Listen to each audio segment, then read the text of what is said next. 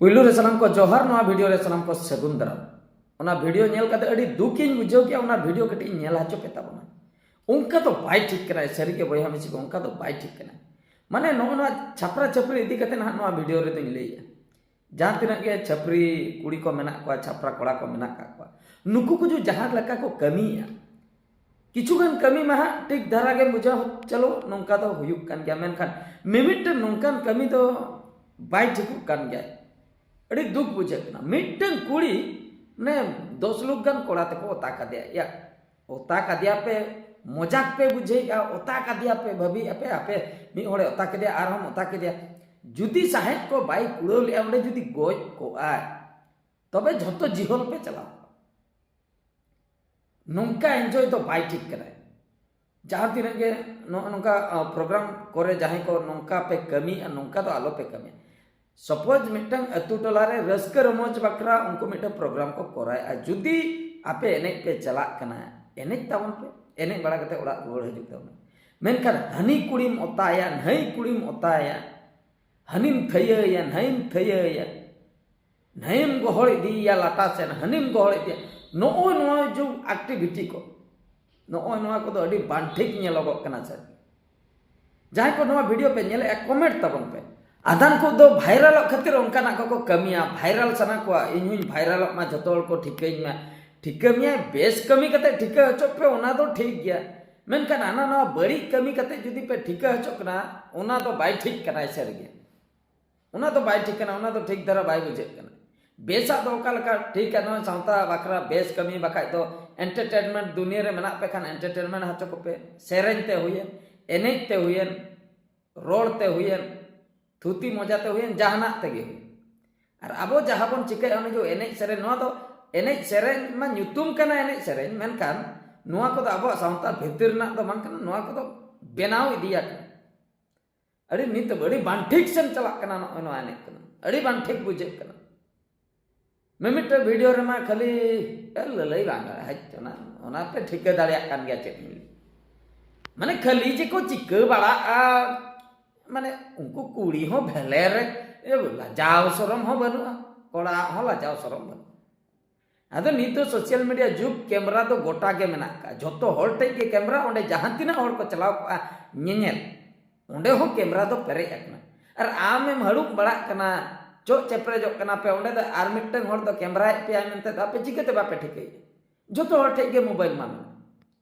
Are हो आदान को मा कैमरा नेल तुलुई हो आर हो रस्क को बुझो उन तो आलो पे रस्क तबना नोआ को कमी तो बाय ठीक कना उन रस्क कते आपे आलो पे भबी आले तो अड्डी मरागा ले कमी का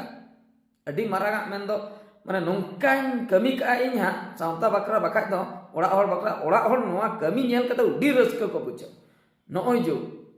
सपोज जहां कुड़ी गिद्रा ओने हा जो को ओता के दे दो 10-15 लोग ते उनी कुड़ी गिद्रा आपे दो कोई हो बांग कना मेनखान ओकोई तर मिश्रा होई ओकोई तर मिश्रा होई को निहति आर उनको को जुदी को नेला ओड़ा होड़ दादा तको बका बाबा तको बापा नोंका किंतु मिट्टे वीडियो रे नेल मिट्टे उनी दो एज नो बहु कुड़ी कना चे चों एज नो आर मिट्टे कुड़ी उनका के गोहल बड़ा हड़ु बड़ा है ना उनी एक्सा जे चलाव कदे ओंडे खो साहा पर ठाय मरी थपा के दे उठी चरो के नोडे एने एम हे एकना से नोडे हड़ु बड़ा मे एकना ओने उनका शासन दरकार कना गिद्र को मेनखान बाबन शासन को अड़ी दुख बुझे कना एक्चुअली नोय नोंका जो कमी होरा को चला कना नोय जो कोड़ा कुड़ी गोहड़ गपोहड़ गजाड़ सेट को चला कना हंते नाते को चला कना 10 लोग कोड़ा तको ताय कना मिटन कुड़ी नोआ जिनिस चिके कना सोशल मीडिया रे भाइरल कना नोआ को तो चेत जहां गे मिटन वीडियो उठाव की आय उनी हा सोशल मीडिया रे आड़ा के नि तो सोशल मीडिया जमाना कना आलो बन भबी मा दो बाको नेलिन कना उकु उकु तीन कमी के ओना तो बहुत खोय के बन उडुक उतर उकु उकु कमी तो आलो बन उइहर नुई कुड़ी निदी कना हंते बाको ठिका कदिnya ओना तो तीस रहा आलो बन उइहर मा नि तो गोटा के कैमरा गोटा के मोबाइल सीसी कैमरा हर धारे करे लगावा कना बाबन पुचु दाड़े आकाश आलो बन उइहर मा ओना अच्छा नुआ जखन सोशल मीडिया रे हजुक कना नेले आको जतोड़ आबोरेन हर माको नेले खान माको ले अच्छा नो नोंका ना को आर इन लेकन को क्रिएटर को दो हा को अड़ीसो कना कडी बार पे पद कथा सोशल मीडिया रे को दोहोय नो नोंका अड़ी बड़ी हुयुक कना मेनखान जो छत्तीक होड़ को नेला नोआ चेत को मोने बाबू बड़ाया पे नोआ तीस पे उयर का है नोका सांतार दो अड्डी बाचे होड़ कना को अड्डी नाचार होड़ अड्डी जोंद्रा होड़ नोका को होड़ गपोड़ आको इज्जत के बनु तक आको माने सांतार बहुकुड़ी अपनेरा को उनको दो इज्जत के बनु चिकते इज्जत बनु नोका होड़ बड़ा कान दो तबे छत्तीक को जदी ओंडे कोयक कामाय नेल कामाय तबे एकला तेम चला जोखा चेदा अदो बाय गहड़ इदी मियाय हानते दो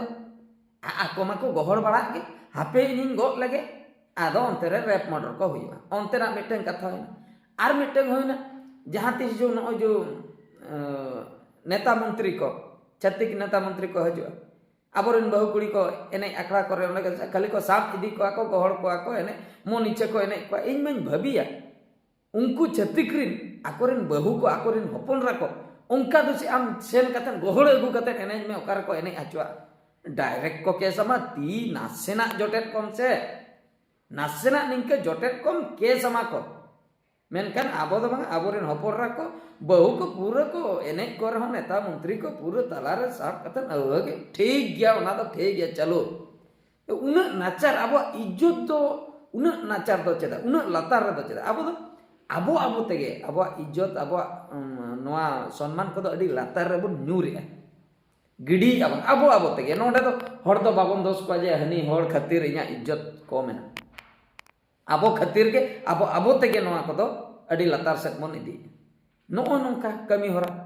सोशल मीडिया रे चापरा छपरी एने नेल तबन पे माने हाहड़ा गे पे बुझो खाली हड़ुम हपड़ू इंके तेगे मिद निंदे पलम घोल्टा घोल्टी चेक मन लैया आदो नोआ को ओने लई के कथा आदो गार्डियन गे बाबन सचेतन कान कान आदो चे एम चिकया आदो गार्डियन सचेतन दरकार नाहा जुवन कोड़ा कुड़ी तो नोआ को तो बाको बुझा नोआ जहां को कथा लई के नोआ को तो बहर रे हो बांग बोलवा को नोआ को चेत हो नोआ तो को इग्नोर गो का स्किप गो का को बका हना नोआ को कमेंट को उठा ओना तो मारंग कथा तो बांग करा उनको आर को चला प्रोग्राम ओंडे को एने जा आर को गहड़ को पहड़ को ओना तो चालू को गया मेनखान मी पास्टर हम जुदी आबो बन सचेतन आसे नोआ तो बंदा मी पास्टर सपोज कुड़ी पास्टर इन लिया कोड़ा मा बाको बुझे किया जते दाल तल उनको मा बाम दाल तल दड़ा को मेनखान कुड़ी तो बन दाल तल दड़ा को ओड़ा रिन हपन राको माना दड़िया को आबन ओंडे आलम सेनो और जुदी को सेनो ग्रुप को सेनो कना जुदी जाना एटके टणे हो कना एक्शन हताव पे कोई कोड़ा उनका जुदी उनी ओदाय पे बाकाय तो केस पे कि जाना विचाराय पे इने कान तो बई ते हुई दड़िया कुड़ी चेतान रे आबो हो माने सम्मान हजुआ कुड़ी बाबन सम्मान आको कना आबोरेन कुड़ी टोटल बाबन सम्मान आको कना छपरी के जतो बन मता कना ओना आबो भूल गया आबो खातिर के उनको उनका बन नितुम का को छपरी उनको तो आबोरेन कुड़ी के आबो जेबन भाबिया छपरी हनी तो छपरी कना उनी ओकार नहीं जा उनी तो चन मुंबई खने है आबो टोलारनी कुड़ी के ओकोइतार मिश्रा ओकोइतार इरिल कुड़ी ओकोइतार हा संगात कुड़ी ओकोइतार हा हातम तनी ए हुई भाई उनी गे हा छपरी बन नितुम करे कारण दो हुई कना घोल्टा बड़ा कना हळु बड़ा कना गहड़ गपहड़ ओने ओना खातिर कथा दो हुई कना उनी ठीक डहार ते बन अगु दड़ाया कट्टी तलंग कुड़ी रिन एंगा तापत कट्टी सचेतन हुई दरकार उनी उनकान प्रोग्राम बारेते कडी रूल रेगुलेशन सिखो दरकार एने एम चला रसके हम रमजान गार्डियन चला चला में ठीक गया आर जदी बेतार हानते नाते कमी उनी शासन में नोआ वीडियो तो नतर गी मुचेत किया आर मेटे वीडियो रे बन नेपेला मायन कान मुचेत रे सनाम को गड जला।